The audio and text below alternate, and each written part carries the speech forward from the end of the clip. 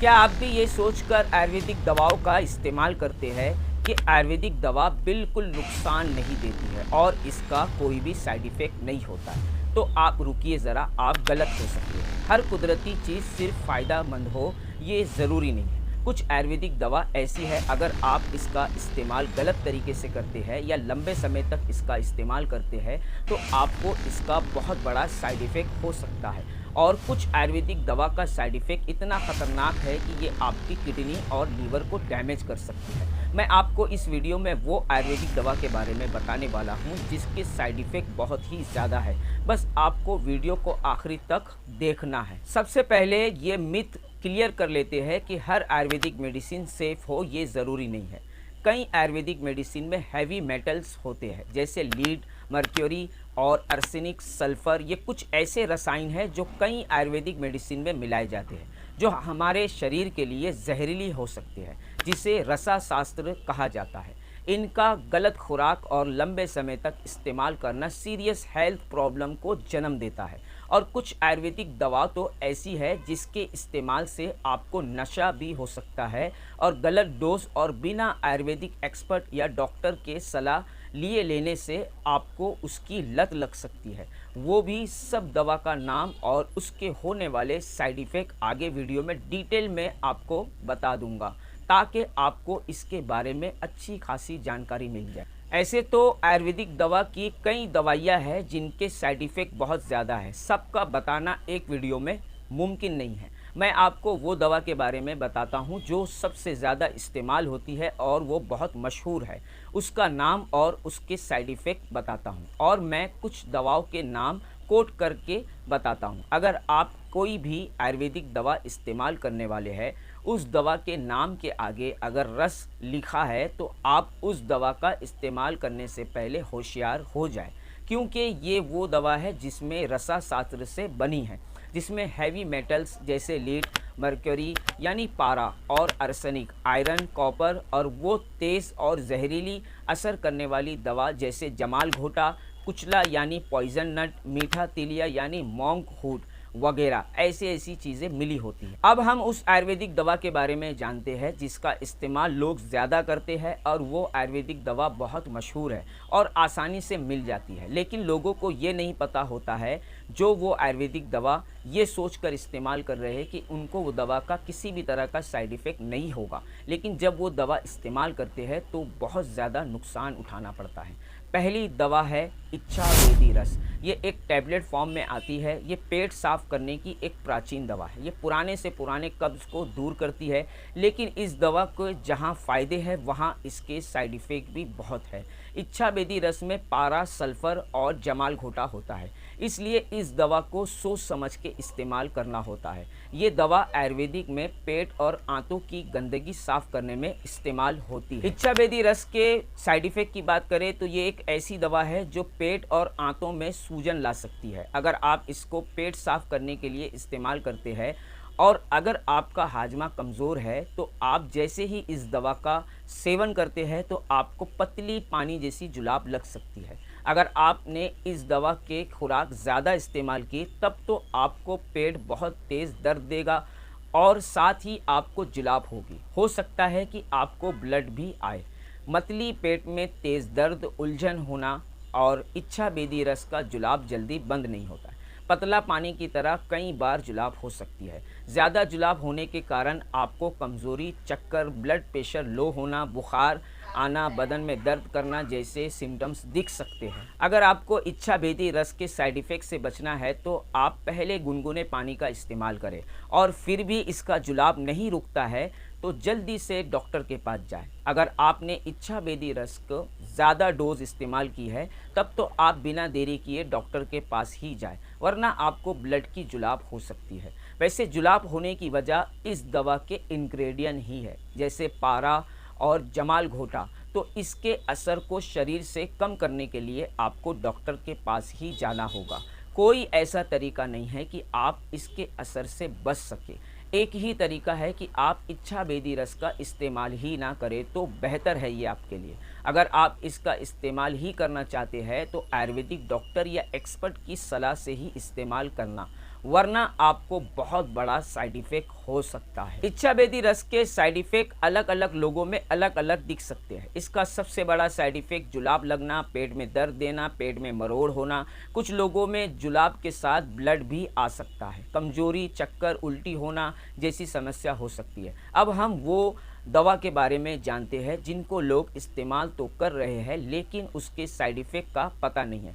एक आयुर्वेदिक दवा है जिसका नाम है कामिनी विद रावण रस। ये एक ऐसी आयुर्वेदिक दवा है जिसका इस्तेमाल बहुत ही ज़्यादा खतरनाक हो सकता है। कामिनी विद रावण रस ये पुरुषों की यौन समस्या में इस्तेमाल होती है, जैसे शीघ्र पतन यानी प्रीमेच्योर इजैकुलेशन, इरेक्टाइल डिसफंक्शन जैसी समस्या में बहुत इस्तेमाल होती है।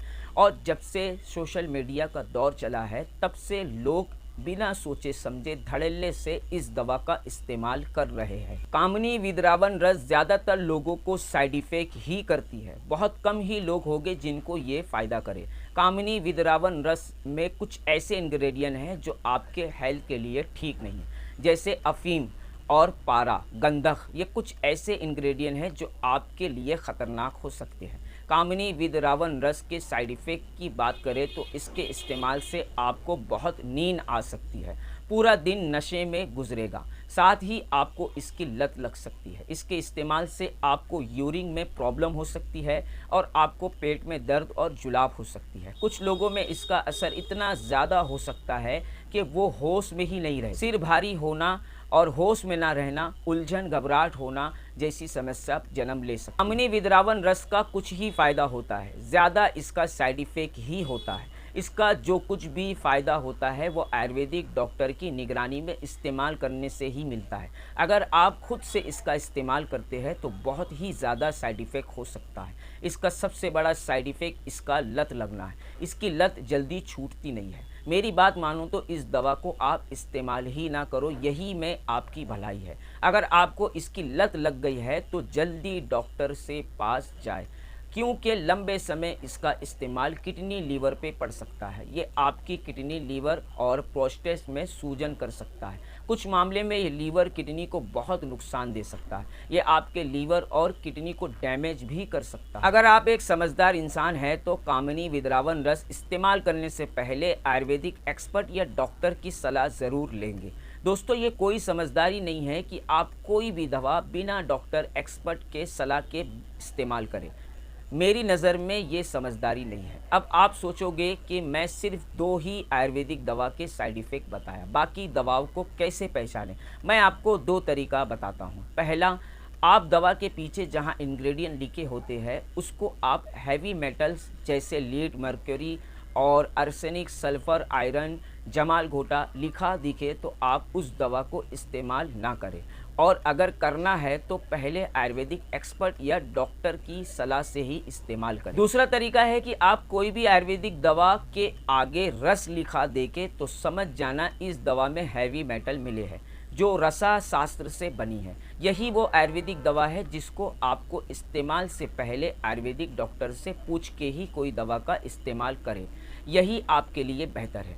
दोस्तों, आपने भस्म का नाम सुना होगा या आप कुस्ता का नाम सुना होगा। ये एक ऐसी दवा है जो हैवी मेटल को एक प्रोसेस करके जलाते हैं और उसी को भस्म या कुस्ता कहते हैं। आयुर्वेदिक दवा और यूनानी दवा दोनों में इस्तेमाल होती है, लेकिन क्या आपको पता है इसका लंबे समय तक इस्तेमाल और ज़्यादा मात्रा में खाने से आपको क्या हो सकता है? मैं आपको बताता हूँ कि ये कितना बड़ा साइड इफ़ेक्ट कर सकता है। और कुछ भस्म तो ऐसे हैं जो आपकी किडनी फेल कर सकते हैं। दोस्तों, भस्म बहुत सारे आते हैं, जैसे सोने का भस्म, चांदी का भस्म, लोहा भस्म, अबरक भस्म, पारा भस्म, कुस्ता सिंगरू फ्रोमी, कुस्ता कलई, कुस्ता संबुलफार, ये कुछ ऐसे भस्म है और कुस्ता है जिसका इस्तेमाल लंबे समय तक करने से लीवर और किडनी पे असर पड़ सकता है। ये यूनानी और आयुर्वेदिक दवा दोनों में इस्तेमाल होती है जो बहुत जल्दी असर करती है। इसकी खुराक सही ना हो और ज़्यादा मात्रा में और ज़्यादा दिन तक लगातार इस्तेमाल करने से लीवर और किडनी को डैमेज कर सकती है।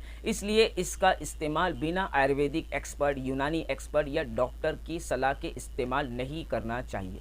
दोस्तों, क्या आपको पता है कुछ जड़ी बूटी ऐसी है जो जहरीली है। अगर आप उसको बिना शुद्ध किए यानी साफ़ किए इस्तेमाल किए जाए तो बहुत बड़ा साइड इफ़ेक्ट हो सकता है। मैं आपको एक-एक करके वो जहरीली जड़ी बूटी के नाम और साइड इफ़ेक्ट बताता हूँ। सबसे पहली जड़ी बूटी है कुचला, जिसको पॉइज़न नट भी कहते हैं। इसको बिना शुद्ध किए इस्तेमाल करने से पेट में जलन, दर्द, सिर में दर्द, उल्टी और पेट खराब होना जैसी समस्या हो सकती है और इसको ज़्यादा मात्रा में लेने से आप बेहोश हो सकते हैं। मीठा तीलिया, जिसको एकोनाइट भी कहते हैं, इसको बिना शुद्ध किए इस्तेमाल से दिमाग पे असर होता है। नींद, उलझन, दिल की धड़कन तेज़ होना, पागल जैसी समस्या हो सकती है। जमाल घोटा, ये कैसे भी इस्तेमाल करो, ये आपके पेट और आंतों में सूजन पैदा करती है। इससे आपकी शदीद जुलाब लग सकती है। ज़्यादा मात्रा में खाने से पेट में खून भी आ सकता है। ये कुछ ऐसी जड़ी बूटी थी जो बहुत ज़्यादा जहरीली, लेकिन कुछ जड़ी बूटी ऐसी है जो जहरीली तो नहीं है लेकिन उसके हल्के फुल्के साइड इफ़ेक्ट होते हैं। तो आप लोग अश्वगंधा के बारे में जानते होंगे। अश्वगंधा ये इतनी मशहूर जड़ी बूटी है कि इसके बारे में सबको पता है। अश्वगंधा ताकत और मेंटल हेल्थ में बहुत फ़ायदा करती है, लेकिन इसके कुछ कॉमन साइड इफ़ेक्ट भी है जो लोगों में दिखाई देते हैं, लेकिन लोग इसको नज़रअंदाज करते हैं। अश्वगंधा की खुराक की बात करें तो ये 3 ग्राम से लेके 5 ग्राम है और ये मरीज़ की कंडीशन के हिसाब से तय की जाती है। लेकिन जब इसको आप ज़्यादा मात्रा में और लंबे समय तक लेते हैं तो ये आपको कब्ज़ की समस्या पैदा कर सकती है और जिनका हाजमा ख़राब है तो ये उनको डायरिया और जुलाब, पेट में दर्द कर सकती है। और जिनको थायराइड की प्रॉब्लम है, थायराइड की समस्या है, उनके लिए अश्वगंधा बिल्कुल ठीक नहीं। दोस्तों, त्रिफला एक ऐसा मिश्रण है जिसमें 3 फल होते हैं, आंवला और बहड़ा और हड़, लेकिन इससे ज़्यादा मात्रा में लेने से पेट में दर्द और पेट में मरोड़, जुलाब लगना जैसी समस्या हो सकती है। त्रिफला का चूर्ण शुगर के मरीजों के लिए ठीक नहीं होता है। डायबिटीज़ के मरीजों को अचानक शुगर लेवल कम हो सकता है और ज़्यादा मात्रा में लेने से जुलाब लग सकती है, जिनके कारण आपको कई समस्या का सामना करना पड़ सकता है। सबसे ज़रूरी जानकारी, आप कोई भी आयुर्वेदिक दवा और एलोपैथिक दवा एक साथ इस्तेमाल नहीं कर सकते।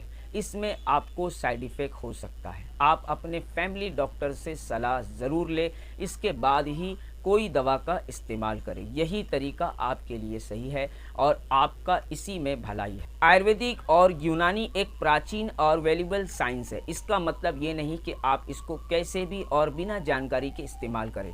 कोई भी मेडिसिन हो, चाहे वो एलोपैथी हो, आयुर्वेदिक हो या यूनानी मेडिसिन हो, इसमें कुछ ना कुछ केमिकल बदलाव करती है। इसलिए कोई भी दवा इस्तेमाल करने से पहले उसके बारे में पूरा जानना ज़रूरी है और कोई भी दवा इस्तेमाल करने से पहले आप उस दवा के एक्सपर्ट से राय मशवरा ज़रूर करें।